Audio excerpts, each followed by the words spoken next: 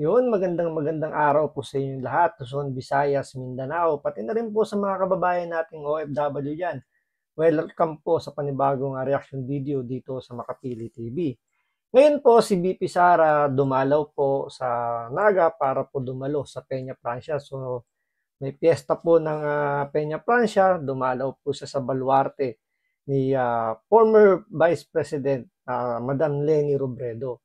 So, yung pagpunta doon ni Madam BP Sara, binibigyan po ng ibang kahulugan ng mga nasa politika. So, siyempre, kapag kapartido or sabihin natin anlining nasa mga Duterte, reconcile ang dating. So, parang walang masamang tinapay kay BP Sara. Siyempre, ganun din naman si Pangulong Duterte, di ba? Walang masamang tinapay sa kanya after ng administrasyon niya.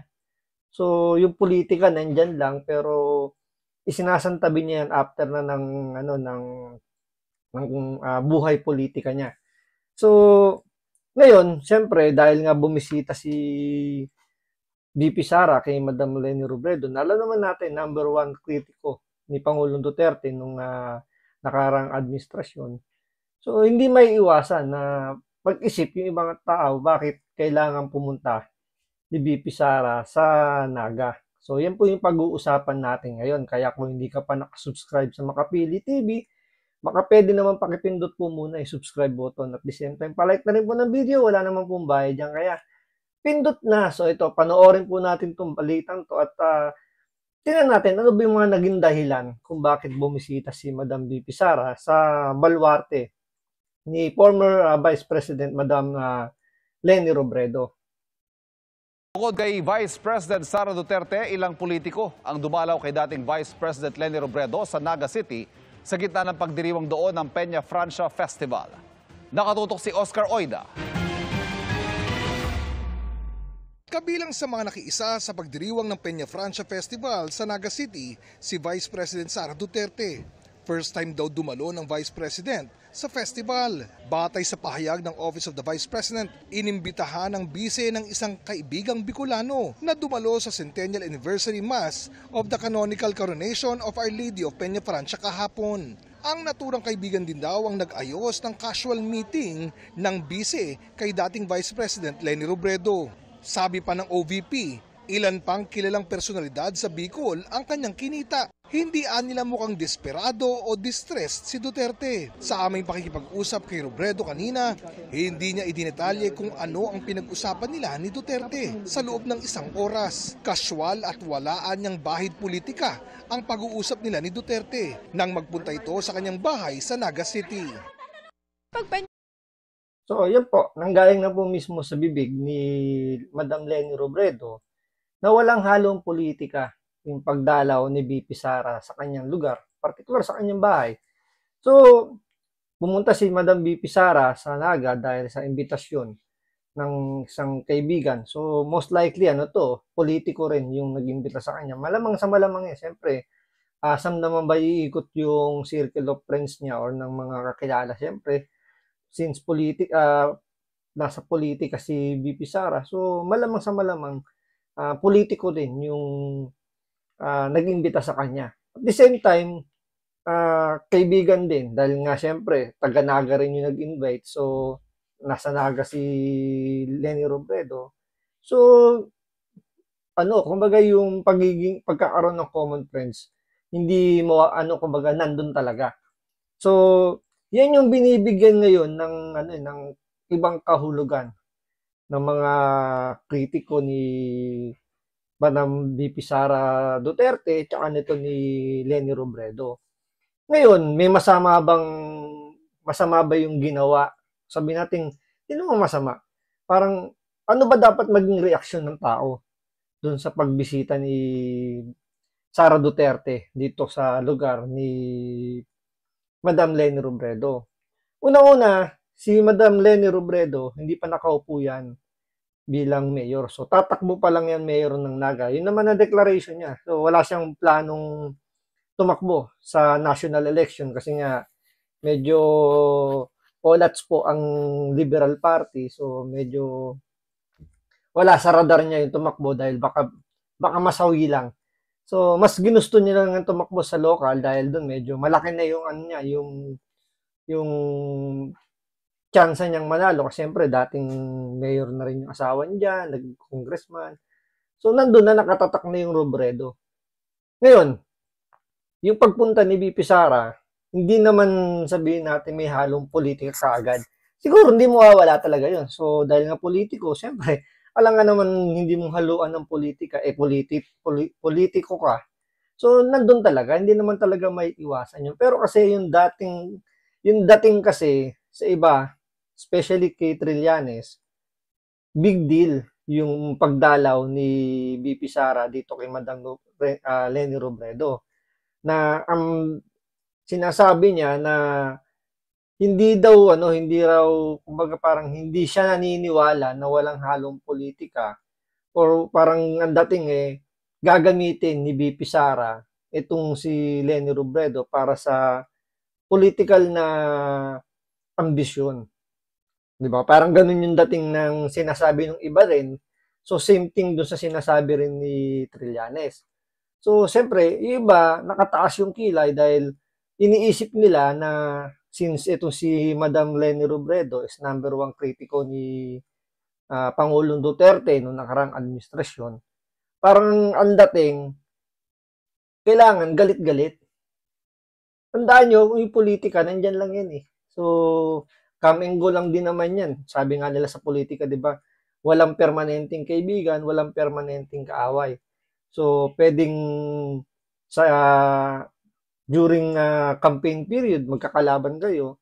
Pero darating yung oras o yung may puntong darating na magkakasama at magkakasama kayo. Halimbawa, i-appoint ka bilang gabinete, di ba? I-appoint ka bilang isa sa mga secretary or sabihin natin biglang magkaroon ng ng sanib-puwersa ng dalawang partido. So hindi may iwasan 'yun. So dito lang kasi pinapakita lang dito kay VP Sara, sa kanya walang masamang tinapay na politika lang 'yan. So kung ano man yung kasi hindi rin halimbawa, may mga bitawan din naman ng 'di ba, ng hindi magandang salita. Dito siguro magandang salita, pero alam mo yung nagkaroon ng patot sa dahan itong dalawang to before, 'di ba, nung inaatake ni VP Leni si Pangulong Duterte, may times doon na sumasagot din si VP Sara kapag naiko-compare siya sa kanya, 'di ba? So, hindi may iwasan 'yun, pero alam nyo, parang dito after na ng ganun parang kalimutan naman. So dito pinakita lang naman ni VP Sara, sa kanya walang masamang tinapay. So bilang pagrespeto rin, dahil nga nandun na rin naman siya sa Naga, since dati naman siyang vice president, so same position yung hinahawakan nila, so nagbigay lang naman siya siguro ng respeto. Kasi mas pangit naman ang mangyayari, halimbawa, dumalaw dyan si VP Sara, nakipiesta dyan sa Peña Francia, tapos inisdab naman niya yung dating vice president. So, di ba, lalabas naman na walang respeto itong si VP Sara. So, mas maganda na yung ginawa niya. At least nagbigay siya ng respect kay kay Madam Leni Robredo. Same thing naman yung ginawa rin ni Madam ni former Vice President Leni Robredo. So, tinanggap niya doon sa bahay niya. Medyo nahihiya pa nga daw siya dahil hindi man lang daw niya napagmerienda si Inday Sara. Pero kasi ang pinakapunto lang naman doon, at least tinanggap niya. So, inayos daw nung ng common friend nila yung casual meeting nila. So, siyempre, nagkakwentuhan. Hindi naman, kumbaga, girls talk na yun eh. Kumbaga, na yun, alam niyo sa mga babae, hindi naman madaling hindi sila magkaroon ng connection, especially kung ganyan dati parang silang vice president, di ba? So, siyempre, makakapagkwentuhan sila kung ano ba yung mga na-experience nila. So, yun nga, maganda yung ginawa rin ni Madam VP Robredo. So, tinanggap din niya. So, nagbigay din siya ng respeto dahil nga meron silang bisita. So, pinaunlakan niya. Kumbaga yung pagiging hospitality ng Naga is binigay niya dun sa current Vice President. So, nakikita nyo rito na kumbaga nagbigay ng parehas ng respeto. Ngayon, sinasabi ng marami na senyales na raw ito na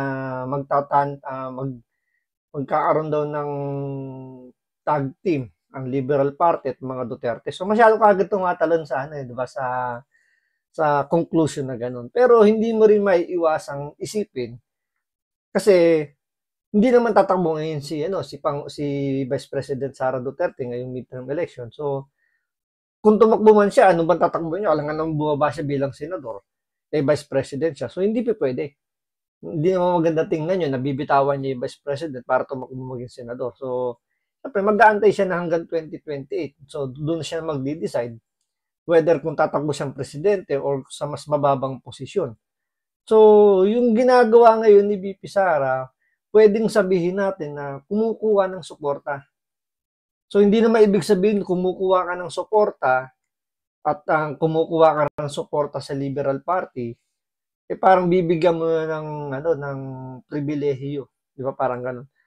Siguro nagkataon lang na ganun talaga yung politika especially yun yung ginagawa rin naman nila sa Davao. Tulad nung halimbawa, si Pangulong Duterte, di ba? Ang kalabang niyang mortal doon sa Davao is yung mga Nograles.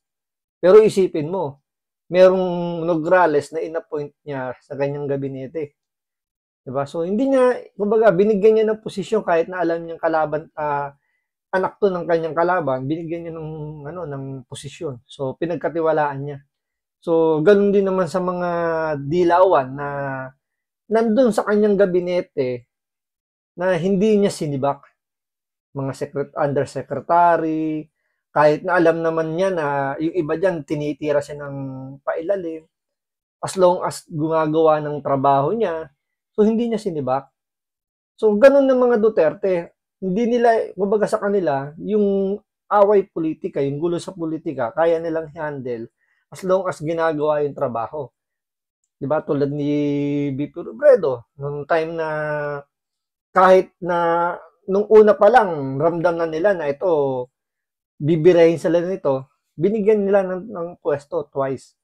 So, yung talagang hindi na nagiging productive si VP Leni Robredo noong mga time na yun kasi puro batikos na yung ginagawa niya. Imbis na, alam niyo yun, gumawa muna ng trabaho niya, ang ginagawa parang kumakalap ng mga impormasyon para yun yung bibirahin niya. So, napilitan lang doon si Pangulong Duterte pero hindi niya yun pinersonal. Diba? Isipin niyo hindi niya pinersonal. Bakit? 6 na taon, hindi hinarang yung budget ng OVP. Diba? 6 na taon yun. Kay Sara Duterte, pang ilang taon pa lang ngayon, pangatlong taon. Pero, tinan niyo yung ginawa, binali yung tradition nila.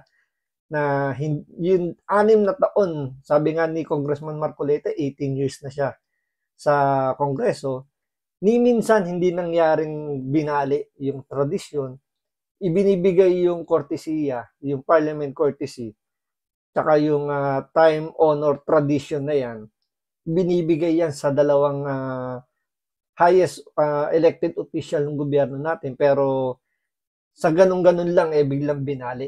Di ba? So, pag kinumpara nyo, malayong-malayo yung ginagawa nila ngayon sa Vice President sa nangyari dun sa mga nakaraan. So, dito lang magpapatunay na sa mga Duterte, hindi ibig sabihin magkalaban tayo ngayon, forever na. So, kailangan galit-galit na kagad tayo. Kung ba, tuldukan na agad natin na hanggang dito lang pagiging magkaibigan natin o magkakilala natin, hindi na tayo pwedeng magsama. So, dito pinapakita lang ni VP Sara Duterte na sa kanya, hindi importante kung anong political affiliated ka. As long as nakikita niya yung karakter mo bilang tao at hindi bilang dun sa kung ano man yung ididikta ng partido mo. So, ganun yung pagtingin ng mga Duterte pagdating sa politika. Yung iba kasi, tulad nila Trillanes, pag narinig pa lang yung pangalang Duterte, nagpapantig na yung tenge. tulad niya, binigyan ng hindi magandang impression yung pagdalaw ni VP Sara Duterte at kung ano-ano na yung mga binibitawan niyang salita na hindi nga daw siya naniniwala na walang halong politika at hindi siya naniniwala na unplanned yung ah, yung pagkikita ng dalawa. Kahit na sinabi na ni Lenny Robredo na kumbaga hindi nga siya nakapaghanda para mapagmerienda man lang si VP Sara. Sa iba hindi tinatanggap yun. Sa kanila, kaya nagpulong yung dalawa kasi nangangalap na ng puwersa para sa 2028. Hindi ito para sa 2025 kasi iba yung mga tatakbong ngayon mga senador ang pinaka-highest elected official na pagbobotohan natin ngayon. So, ang mga dumalaw diyan mostly mga tumatakbong senador. So, iba yung kay VP Sara. Sa kanya, umatin siya ng Peña Francia.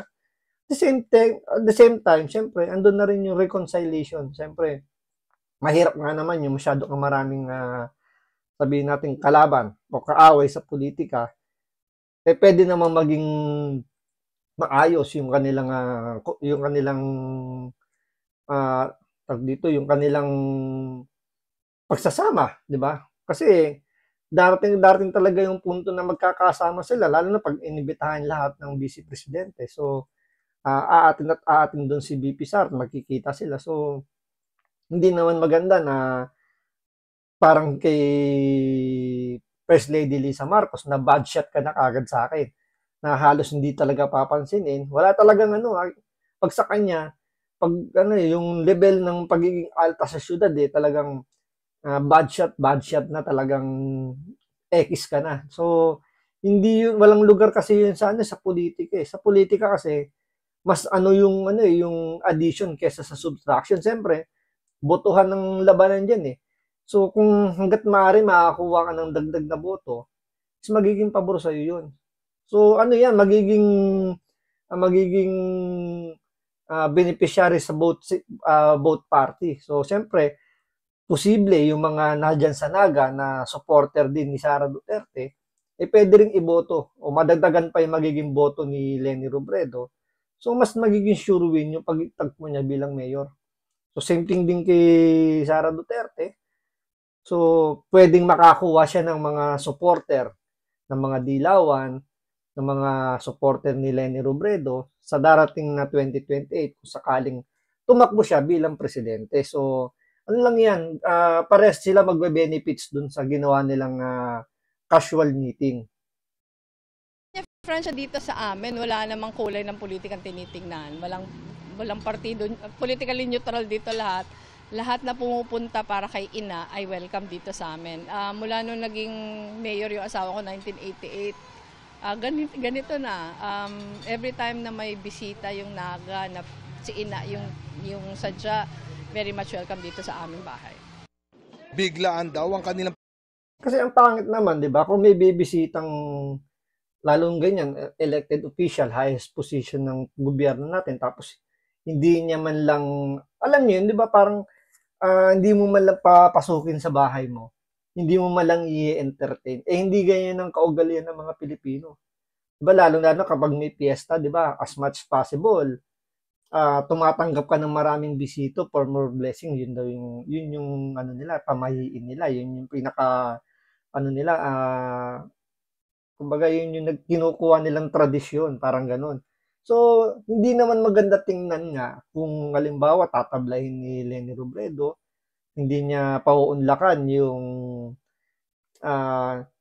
halimbawa hindi niya papasukin sa kanyang baluarte o sa kanyang bahay.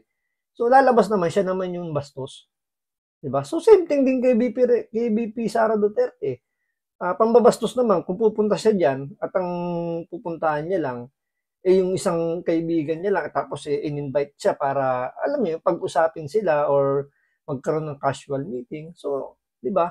So, wala namang masama siguro doon sa pagkikita ng dalawa. Yun talaga hindi may iwasan yung politika, nandiyan talaga. Hindi pwedeng alisin yan kahit sabihin mong lagi nila sabihin na walang halong politika. Meron pa rin. Lalo na siyempre dun sa mga political analyst natin diyan na alam nyo, may interest sa politika, siyempre lalagyan nila ng kulay yan. Hindi pwedeng wala.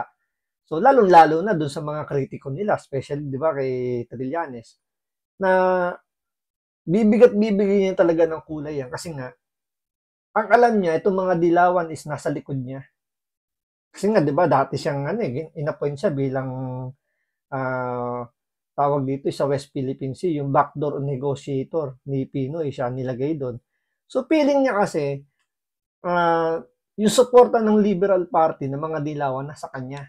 Kaya nagulat siya rito na bakit biglang in-entertain ni Leni Robredo si BP Sara. So, may mga sinabi pa siya doon na nababalot doon ng controversial si BP Sara, which is totoo naman. Pero yung controversial na yun, alam niyo, hindi siya ganun ka big deal dahil hindi naman ganun ka serious yung pinagdadaanan niya within terms doon sa kanyang confidential funds na kini-question. Kasi nga, ano naman yun kumbaga, kailangan lang niya magpaliwanag doon sa notice of disallowance niya. Kailangan niya lang mag-submit ng mga requirements na hinihingi ng COA. So, meron pa siyang 6 na buwan para ayusin yung mga gusto na yun. So, hindi mo nga maintindihan bakit masyadong big deal yung ginagawang notice of disallowance na 125 million. Pero sa 125 million, nasa 70 million lang yung notice of disallowance. So, dun big deal na sila ron. Pero isipin mo, yung mga departamento, lalong-lalo na yung DPWH, na 100 billion of pesos yung notice of disallowance, pero wala silang pakialam doon. Hindi nila gidigisa, hindi nila hinahanap kung anong ginawa ng DPWH doon. Diba, nakapokus lang sila doon kay BP Sara, doon sa kanyang COA report na disallowance. So, yun yung mga pinupukol ni Trillanes na punong-puno ng controversial itong si Madam Sara Duterte. Tapos, i-entertain daw ni Leni Robredo. So, hindi niya matanggap yun na kasi siyempre may naririnig siya mga bulong-bulungan dyan na posibleng magsanib puwersa daw ang dilawan tsaka yung mga Duterte. So, kung mangyayari yun, madadagdagan na naman yung aawayin niya. So, siguro sa mga Duterte nga lang, nahihirapan na siyang, alam niyo yun, na gumawa ng mga issue. Kung madadagdagan pa ng mga dilawan, alam naman niya yung mga dilawan, mga fighter din, lalo sa social media, na hindi magpapatalo rin yung mga dilawan. Although kakunti na lang sila, pero still, kumbaga may bigat pa rin yung nila, yung pwersa nila kahit papaano. Siyempre, yun yung mga inaasahan ni Trillanes na makukuha niyang suporta, lalo na tatakbo siya sa Caloocan bilang mayor daw. Alam naman natin sa iba't ibang klaseng lugar, may mga dyan, hati-hati rin yan. Although sabihin natin, kahit maliit na porsyento yung dilawan dyan sa Caloocan, since local election yung tatakbuhan niya, magmamatter yun. So, kahit paano, makakadagdag sa boto niya or pwede nang makabawas sa boto niya. So, hindi niya matanggap na magsasama yung dalawang partido, yung sinusuportahan niya, tsaka yung ayaw niyang suportahan, which is yung kay Duterte. So, hindi niya matanggap yung kaya ngayon, nag-aalboroto ngayon si Trillanes at talagang, kumbaga, parang dinidiktahan niya yung Liberal Party na wag nilang subukang makipag-tandem sa mga Duterte. Pagkita, nagkataon lang daw na may common friend sila at sinama raw naman ito si VP Sara sa kanyang bahay. Hindi nga raw niya napagmeryenda ang Vice Presidente. Ngayong araw daw kasi talaga ang kanilang handa para sa pista ng Inang Peña Francia. Kaina, bumisita rin kay Robredo sina Senator Bong Revilla at DILG Secretary Benher Abalos na nasa Naga para sa pagdiriwang ng Peña Francia Festival. Para sa GMA Integrated News, Oscar Oida nakatutok. Tulad yan, bumisita itong si Abalos, si Bong Revilla. Pero wala siyang side comment regarding dun sa dalawa. Ang binigyan niya lang ng komento ay yung pagdalaw ni BP Sara. So, dito, maano nyo lang talagang bitter na bitter lang itong si Trillanes. At talagang every time na maririnig niya pangalang mga Duterte, nagpapantig yung tenga niya.